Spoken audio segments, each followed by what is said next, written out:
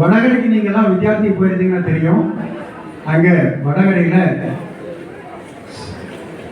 ஆதிசங்கரர் பயன்படுத்தின கமண்டலம், கண்டம், இந்த திருவோடு இது எல்லாமே சாமிக்கு ஆதிசங்கரர் மடத்திலிருந்து, சிங்கேரி மடத்திலிருந்து கொடுக்கப்படுதுன்னு கண்ணாடியை போட்டு ப்ரே பண்ணி வச்சுருப்பாங்க வித்தியார்த்திகள் சொல்கிறேன்.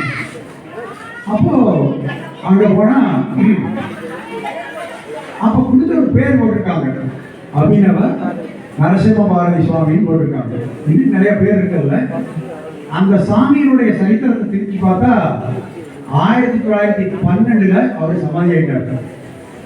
அப்ப சாமி அந்த காலகட்டத்தில் போய் அவர்கிட்ட வாங்கியிருக்காங்கன்னா அந்த காலகட்டத்தில் சாமி அங்கே போயிருப்பாருன்னு நமக்கு ஒரு தெளிவு கிடைச்சது. அப்போ 1910 ஆரம்பிச்சு எல்லாருக்கும் உபதேசம் கொடுக்க ஆரம்பிச்சு 1921 சித்த சமாஜத்தை சாமி நிறுவனார்.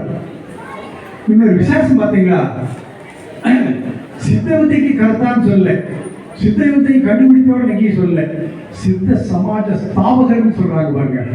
எந்த வார்த்தை சொல்றாங்க? சுவாமி, அதாவது சித்த சமாஜ ஸ்தாபகர் சுவாமி சிவானந்த பரமஹம்சர் தான் சொல்றாங்க. ஏன்? அந்த சித்த சமாஜம்ன்றது சாதாரணம் அல்ல. 1910 ஆரம்பிச்சு பல ஆட்களுக்கு